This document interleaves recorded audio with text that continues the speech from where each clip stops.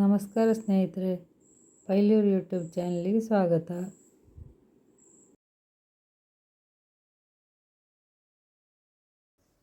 ಈ ಹಲಸಿನಕಾಯಿ ಹಪ್ಪಳ ಮುಖ್ಯ ನಾವು ಎಂತ ಮಾಡ್ತೇವೆ ಅಂತ ಹೇಳಿದರೆ, ಇದು ನಿನ್ನೆ ತೆಗೆದ ಹಲಸಿನಕಾಯಿ ಬೆಳೆದಿದೆ, ನಿನ್ನೆ ತೆಗೆದದು. ಇವತ್ತು ಅದನ್ನು ಕಟ್ ಮಾಡಿ ಇವತ್ತೇ ಮಾಡೋದು ಹಪ್ಪಳ. ನೋಡಿ ಎಷ್ಟು ಸುಲಭ ಆಗ್ತದೆ ಅಂತೇಳಿ. ಮತ್ತು ಹಪ್ಪಳ ಮಾಡೋದನ್ನು ತೋರಿಸ್ತೇವೆ. ಇದು ಕಟ್ ಮಾಡಿಕೊಂಡು ಬರುವ ಈಗ.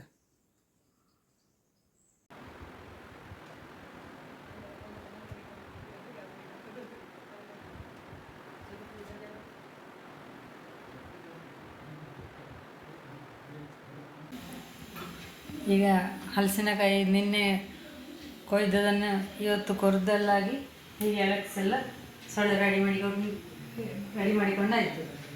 ಈಗ ಇದನ್ನು ಈ ಇಡ್ಲಿ ಪಾತ್ರಕ್ಕೆ ಹಾಕೋದು.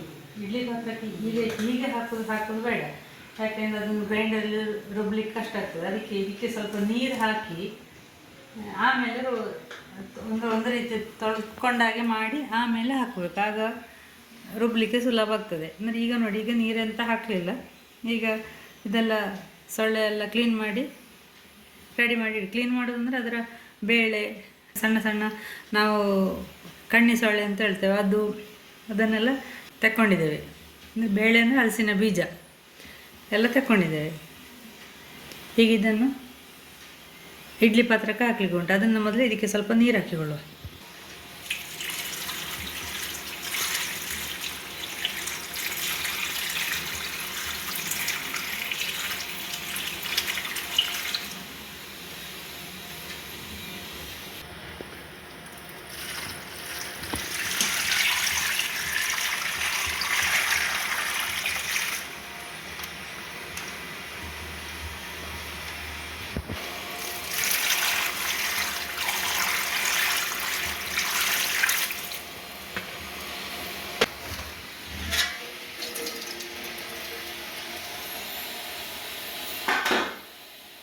ಇಡ್ಲಿ ಪಾತ್ರದಲ್ಲಿ ಕೆಳಗಡೆ ನೀರು ಹಾಕ್ಕೊಂಡು ಅದು ಬಿಸಿ ಆಗಬೇಕು, ಒಳ್ಳೆ ಕುದಿಯೋ ರೀತಿಗೆ ಬಂದಿರಬೇಕು. ಆ ಟೈಮಿಗೆ ಆಗುವಾಗ ಈಗ ಇದೆಲ್ಲ ನೀರು ಹಾಕಿದ್ದೇವಲ್ಲ, ಇದನ್ನು ಸೊಳ್ಳೆಯನ್ನು ಹೀಗೆ ನೀರಿಂದ ಒಂದು ರೀತಿ ತೊಳೆದಾಗೆ ಮಾಡಿಕೊಂಡು, ಹಾಗೆ ಅಂತೇಳಿ ಅದರ ನೀರನ್ನೆಲ್ಲ ಹಾಕೋದು ಬೇಡ. ಇದರಲ್ಲಿರುವ ನೀರಿನ ಪಸೆ ಸಾಕು. ಈಗ ಇದನ್ನು ಇದಕ್ಕೆ ಹಾಕಿಕೊಳ್ಳುವ.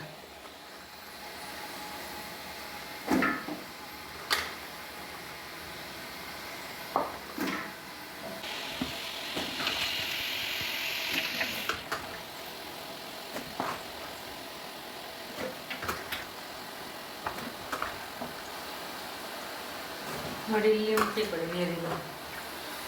ಈಗ 3 ಟಬ್ ನೀರು ಹಾಕಿದ್ದೆಲ್ಲ ಇದಕ್ಕೆ ಸೊಳ್ಳೆಗೆ ತೊಳೆಯುವ ರೀತಿಯಲ್ಲಿ. ಈಗ ಇದನ್ನಿಗೆ ಪಾತ್ರಕ್ಕೆ ಇಡ್ಲಿ ಪಾತ್ರಕ್ಕೆ ಹಾಕಿ ಕೊಡಬೇಕು. ನೋಡಿ, ಈ ನೀರಲ್ಲಿ ಇನ್ನೂ ಕೂಡ ಸ್ವಲ್ಪ ಸೊಳ್ಳೆ ಉಳಿದಿದೆ. ಇದನ್ನು ಸ್ವಲ್ಪ ಹೊತ್ತಾಗ ಬೆಂದಾಗ ಸ್ವಲ್ಪ ಸುಗ್ತದೆ, ಅಲ್ಲಿಗೆ ಶ್ರಿಂಕ್ ಆದಾಗ ಆಗ್ತದೆ. ನಾವು ಅದನ್ನು ಸುಗ್ಗುದು ಅಂತ ಹೇಳೋದು. ಆಮೇಲೆ ಪುನಃ ಇದಕ್ಕೆ ಹಾಕಿಕೊಂಡು ಬೇಯಿಸ್ಲಿಕ್ಕೆ ಆಗ್ತದೆ. ಇದಕ್ಕೆ ಮುಚ್ಚಳ ಮುಚ್ಚಿ ಬೇಯಿಸ್ಕೊಳ್ಳೋದು. 1-1.25 ಗಂಟೆ ಹೊತ್ತಲ್ಲಿ ಬೇಯಬೇಕಾಗ್ತದೆ. ಕೆಲವು ಸೊಳ್ಳೆ ಸ್ವಲ್ಪ ಬೇಗ ಬೇಯ್ತದೆ, ಕೆಲವು ಸೊಳ್ಳೆಗೆ ಸ್ವಲ್ಪ ಟೈಮ್ ಜಾಸ್ತಿ ಬೇಕಾಗ್ತದೆ. ಉರಿ ದೊಡ್ಡದೇ ಇರಲಿ. ನೋಡಿ, ಈಗ ಒಂದು 20 ನಿಮಿಷ ಆಯಿತು ಇದು ಬೇಯೋದು. ನೋಡಿ ಎಷ್ಟು ಬೆಂದಿದೆ ನೋಡಿ.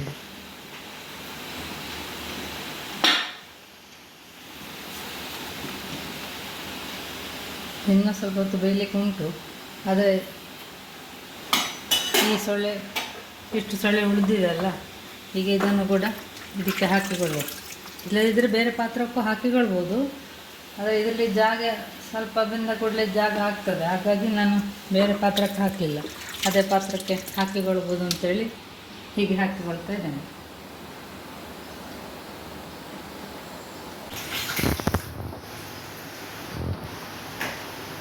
ಒಂದು ಬಾರಿ ಹೀಗೆ ನೀರು ಹಾಕಿ ತೊಳ್ಕೊಂಡ ಮೇಲೆ ಹೀಗೆ ಹಾಕಿಕೊಂಡ್ರೆ ಅದು ಬೇಯಲಿಕ್ಕೂ ಸುಲಭ, ಬೀಸಲಿಕ್ಕೂ ಸುಲಭ.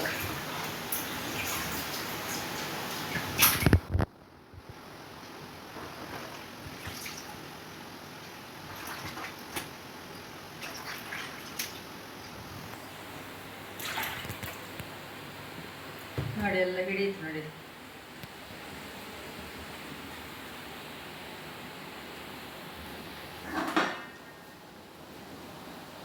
ಮುಚ್ಚಳ ಮುಚ್ಚಿ ಬೇಯಿಸ್ಕೊಳ್ಳೋದು. ಮೇಲಿನ ಭಾಗದಲ್ಲಿ ಇರುವ ಸೊಳ್ಳೆ ಬೇಗ ಬೇಯ್ತದೆ, ಹಾಗಾಗಿ ಅದು ಅಷ್ಟು ಈಗ ಎಷ್ಟು ವಾಪಸ್ ಪುನಃ ಹಿಡಿಲಿಕ್ಕೆ ಕಾರಣ, ಜಾಗ ಸಿಕ್ಕಿತು.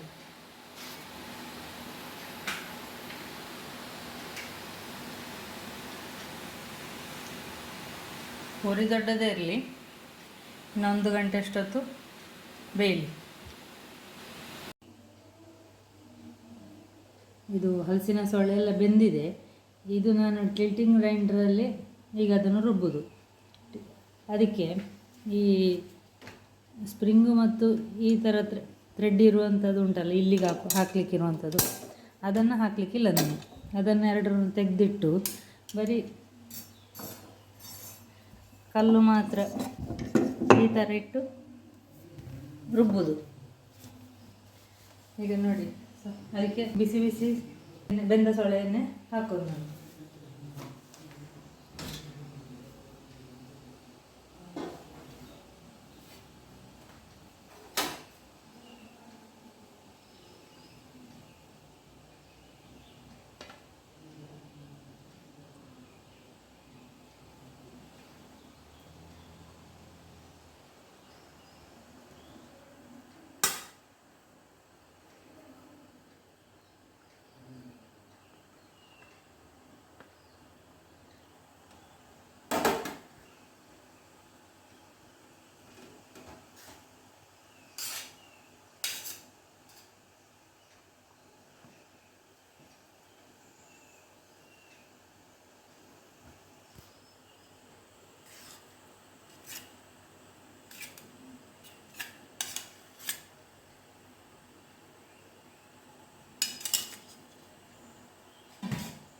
ಒಮ್ಮೆಗೆ ಹಾಕುವಾಗ ಎಷ್ಟು ಸೊಳ್ಳೆ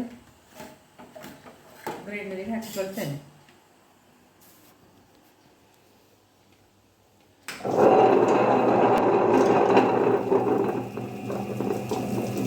ಗ್ರೈಂಡರನ್ನು ಆನ್ ಮಾಡಿ ಹೀಗೆ ಹಾಕಿಕೊಳ್ಬೇಕು, ಬಿಸಿ ಬಿಸಿಯಾಗಿ.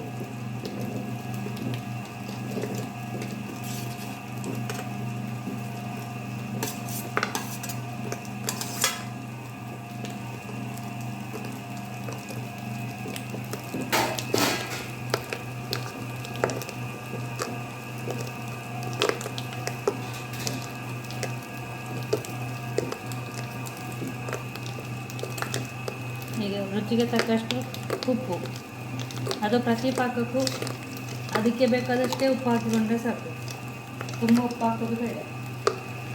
ಇದಕ್ಕೆ ಎಷ್ಟು ಬೇಕೋ ಅಷ್ಟು ಮಾತ್ರ ಹಾಕಿಕೊಂಡ್ರೆ ಆಯಿತು. ಮತ್ತು ಇದನ್ನೀಗ ಮಿಕ್ಸ್ ಮಾಡಿಕೊಳ್ಳಬೇಕು.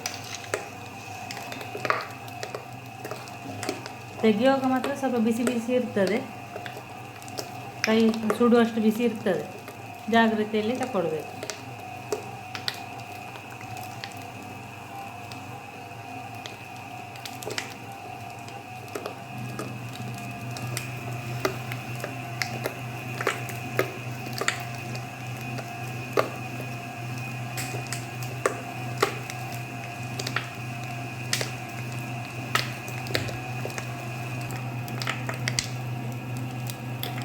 ಇದೀಗ ಆಯಿತು ನೋಡಿ, ನೋಡಿ ಬಿಸಿ ಇರ್ತದೆ. ಈಗ ಜಾಗ್ರತೆಯಲ್ಲಿ ತಕ್ಕೊಳ್ಬೇಕು.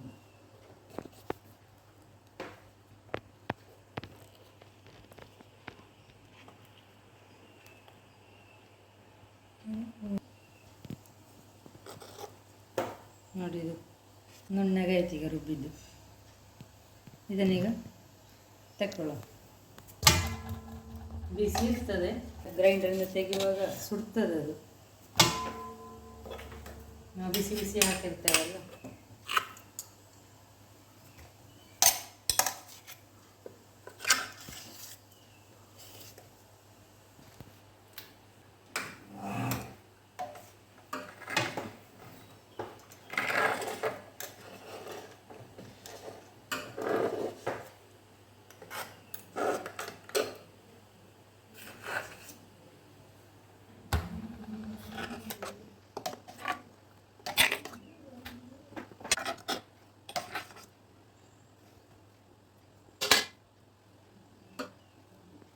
ಕೈಯಲ್ಲಿಯೂ ಈಗ ನಾನು ನೀರೆಲ್ಲ ಎಂತ ಹಾಕದೆ ರುಬ್ಬಿದ್ದು.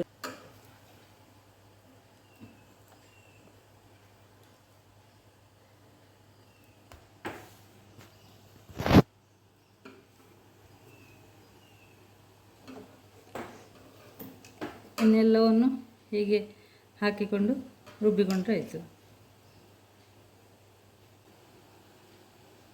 ಅಲ್ಲಿ ಸೊಳ್ಳೆ ಬೇಯಲಿಕ್ಕೆ ಅದು ಬೆಂಕಿ ಸಿಮ್ಮಲ್ಲೇ ಇಟ್ಟುಕೊಳ್ಳಿ, ಇಲ್ಲ ಅಂತಂದರೆ ಬಿಸಿ ಬಿಸಿ ಇದ್ದರೆ ರುಬ್ಬಲಿಕ್ಕೆ ಸುಲಭ.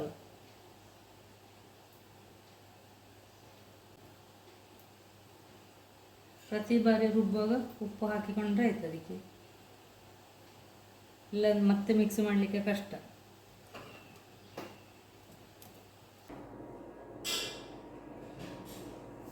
ಒಮ್ಮೆ ಕೈಗೆ ಹೀಗೆ ಎಣ್ಣೆ ಪಸೆ ಮಾಡಿಕೊಂಡು ಹಿಟ್ಟನ್ನು ಹೀಗೆ ತಗೊಂಡು ಉಂಡೆ ಕಟ್ಟಿದ್ರೆ ಆಯಿತು.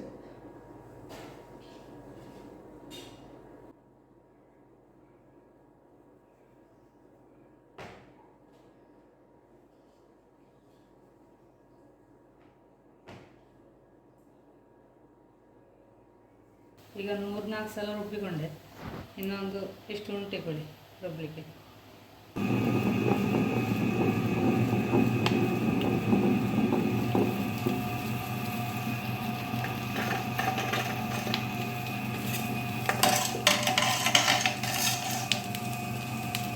ಇದೀಗ ಎಷ್ಟೊತ್ತಿಗೆ ನಿನ್ನೆ ತೆಗೆದದ್ದು ಅಂದರೆ ನಿನ್ನೆ ಮಧ್ಯಾಹ್ನ ಅಷ್ಟೊತ್ತಿಗೆ ತೆಗೆದದ್ದು ಹಲಸಿನಕಾಯಿ. ಈಗ ಇವತ್ತು ಅದನ್ನು ಒಂದು 11 ಗಂಟೆ ಅಷ್ಟೊತ್ತಿಗೆ ಎಲ್ಲ ಕೊರಿಲಿಕ್ಕೆ ಶುರು ಮಾಡಿ ಅದನ್ನೆಲ್ಲ ಕ್ಲೀನ್ ಮಾಡಿ ಆಗಿ ಬೇಯಲಿಕ್ಕೆ 1-2 ಗಂಟೆ ಅಷ್ಟೊತ್ತಿಗೆ ಇಟ್ಟಿದ್ದೇನೆ. ಅಂದರೆ ಹಿಂದಿನ ದಿವಸ ತೆಗೆದ ಹಲಸಿನಕಾಯಿಯನ್ನು ಇವತ್ತು 4 ಗಂಟೆ ಅಷ್ಟೊತ್ತಿಗೆ ಬೇಯಿಸಿ ಆಗಿ ಅದನ್ನು ಈಗ ರುಬ್ಬಿಕೊಳ್ಳಬೇಕು ಸಂಜೆ. ಆವಾಗ ಎಂತಾಗ್ತದಂದರೆ ಈ ಸಿಹಿ ಬರ್ತದೆ, ಅದಕ್ಕನ್ನು ಹಪ್ಪಳ ರುಚಿ ಆಗ್ತದೆ.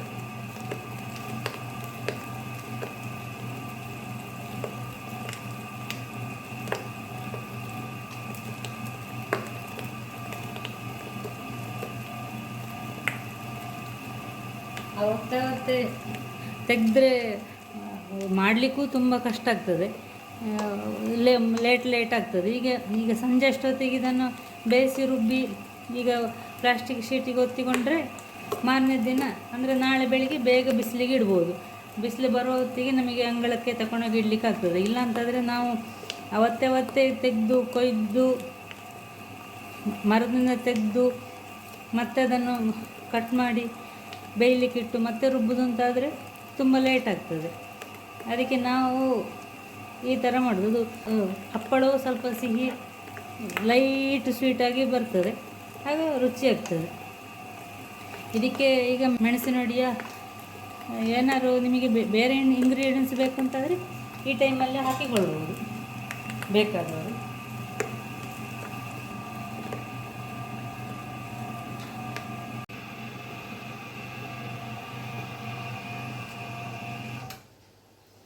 ಪ್ಲಾಸ್ಟಿಕ್ ಸೌಟಲ್ಲಿಯೂ ತೆಗಿಬೋದು, ಅಲ್ಲಿ ತೆಗಿಲಿಕ್ಕೆ ಯಾವುದು ಅನುಕೂಲವೋ ಅದರಲ್ಲಿ ತೆಗಿಬೋದು ನಿಮಗೆ.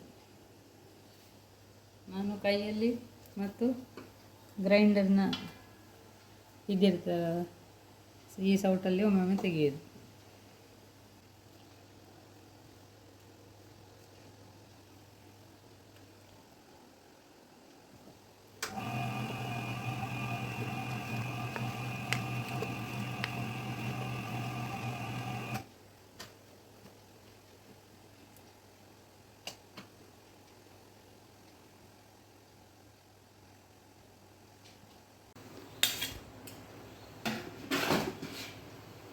ಇನ್ನೊಂದು ಇಷ್ಟು ಇದಕ್ಕೆ 2 ಸಲ ರುಬ್ಲಿಕ್ಕಾಗುವಷ್ಟು ಉಂಟು.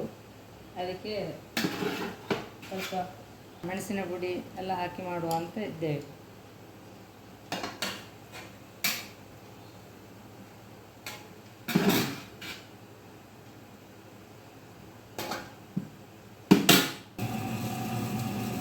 ಹೀಗೆ ಇನ್ನು 2 ಸಲ ರುಬ್ಲಿಕ್ಕೆ ಇರುವುದಕ್ಕೆ ಮೆಣಸಿನ ಪುಡಿ ಎಲ್ಲ ಹಾಕಿ ಮಾಡುವ.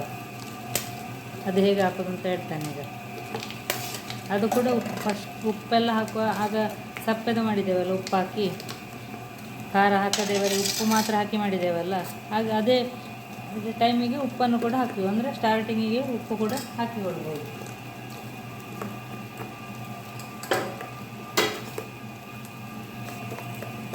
ಈ ಟೈಮಿಗೆ ಉಪ್ಪು, ನಮಗೆ ಬೇಕಾದ ಇಂಗ್ರೀಡಿಯೆಂಟ್ಸ್ಗಳನ್ನೆಲ್ಲ ಈಗಲೇ ಹಾಕಿಕೊಳ್ತೀವಿ. ಇದೆಲ್ಲ ಅವರವರ ರುಚಿಗನುಸಾರವಾಗಿ ವ್ಯತ್ಯಾಸ ಮಾಡಿಕೊಳ್ಬೋದು, ಎಷ್ಟು ಬೇಕೋ ಅಷ್ಟು. ನಾನೊಂದು 2 ಸ್ಪೂನ್ ಆಗುವಷ್ಟು ಹಾಕಿಕೊಂಡಿದ್ದೇನೆ. ಒಂದು 2 ಸ್ಪೂನು ಓಮ್ ಹಾಕಿಕೊಂಡಿದ್ದೇನೆ, ಸ್ವಲ್ಪ ಉಪ್ಪು, ಸ್ವಲ್ಪ ಮೆಣಸಿನ ಹುಡಿ, 3 ಸ್ಪೂನು ಮೆಣಸಿನ ಹುಡಿ, ಸ್ವಲ್ಪ ಇಂಗು. ಇದೆಲ್ಲವನ್ನು ನೀವು ಬಾಳೆಕಾಯಿ ಹಪ್ಪಳದ ರೆಸಿಪಿಯಲ್ಲಿ ಕೂಡ ನೋಡಿರ್ಬೋದು. ನಾವು ಇದೇ ಇಂಗ್ರೀಡಿಯೆಂಟ್ಸ್ಗಳನ್ನೆಲ್ಲ ಹಾಕಿದ್ದು ಅದಕ್ಕೆ ಕೂಡ, ಹಾಗೆ ಇದಕ್ಕೆ ಕೂಡ ಅದೇ ಇಂಗ್ರೀಡಿಯೆಂಟ್ಸ್ಗಳನ್ನು ಹಾಕಿದ್ದು.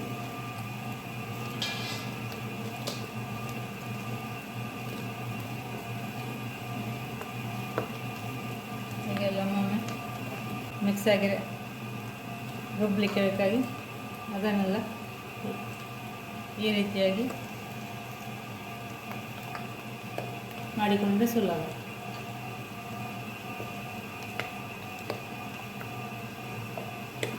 ಹುಣ್ಣಗಾಗುವ ಗ್ರೈಂಡರಿಂದ ತೆಗೆಯುವ. ನೋಡಿ, ಇದು ಖಾರದ್ದಕ್ಕೆ ಮಸಾಲೆ ಹಾಕಿದ್ದಕ್ಕೆ ಕೂಡ ರುಬ್ಬಿ ಆಯ್ತು. ಈಗ ಅದನ್ನು ಕೂಡ ತೆಗಿಬೋದು.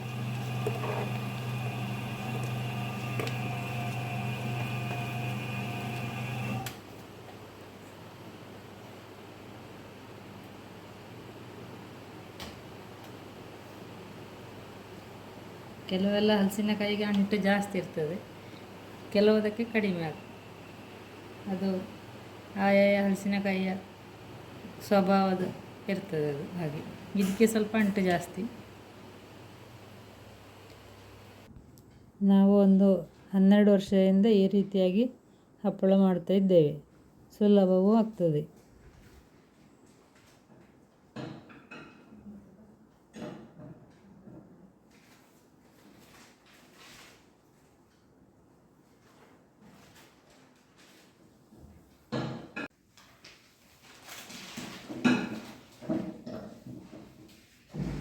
ನೋಡಿ, ರಾತ್ರಿ ಹೀಗೆ ಒತ್ತಿ ಫ್ಯಾನ್ನ ಕೆಳಗಿಟ್ಟು ಬಂದರೆ ನಾಳೆ ಬೆಳಿಗ್ಗೆ ಬೇಗ ಬಿಸಿಲಿಗೆ ಇರ್ತದೆ.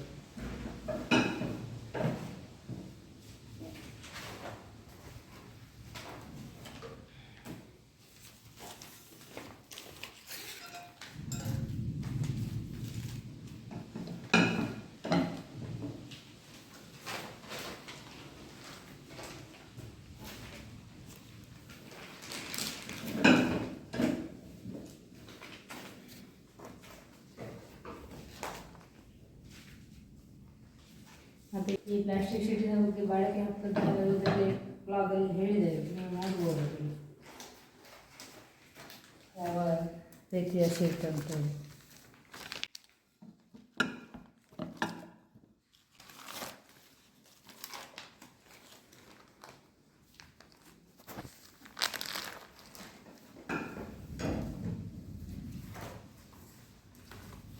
ಇದು ಮಸಾಲೆ ಹಾಕಿದ ಹಪ್ಪಳ ಒತ್ತುತ್ತಾ ಇರಬೇಕು.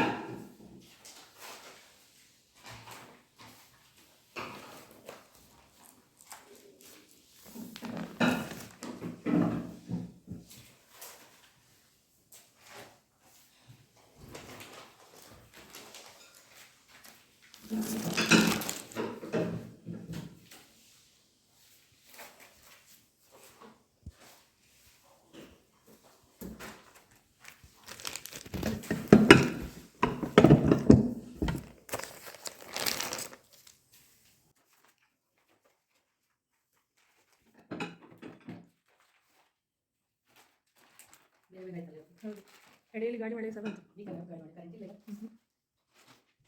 ನಮ್ಮ ಮಕ್ಕಳ ಒಳಗೆ ಕಾರ್ಯ ಮಾಡಬೇಕು.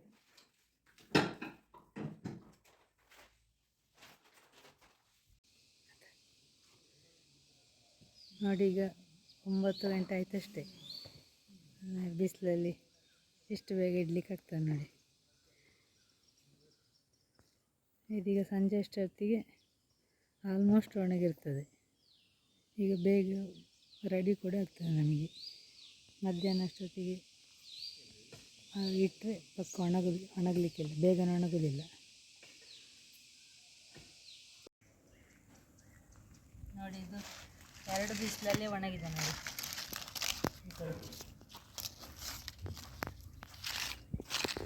ಎರಡೇ ಬಿಸಿಲಲ್ಲಿ ಇದು ಒಣಗಿ ಕೂಡ ಆಯಿತು. ಹಾಗೆ ಇದನ್ನು ಹುರಿದು ತೋರಿಸ್ತೇವೆ.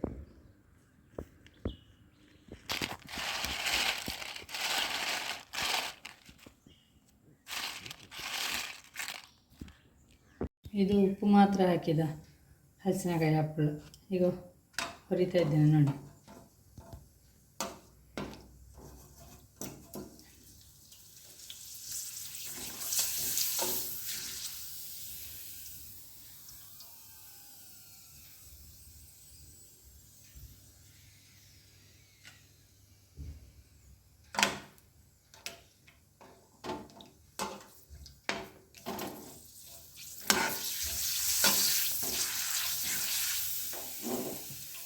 ನಾವು ಈ ಥರ ಹಪ್ಪಳ ಮಾಡೋದು ಒಂದು 10-12 ವರ್ಷ ಆಯಿತು ಈಗ.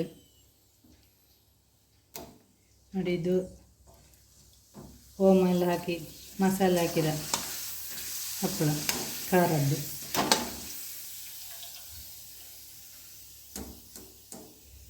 ಈ ಥರ ನಾವು 10-15 ವರ್ಷದಿಂದ ಮಾಡ್ತಾ ಇದ್ದೇವೆ.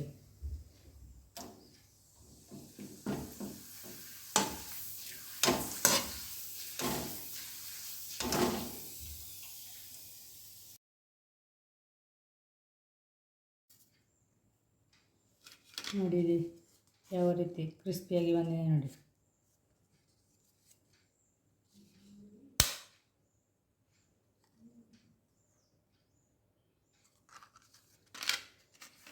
ಇದು ಕೂಡ ಅಷ್ಟೇ.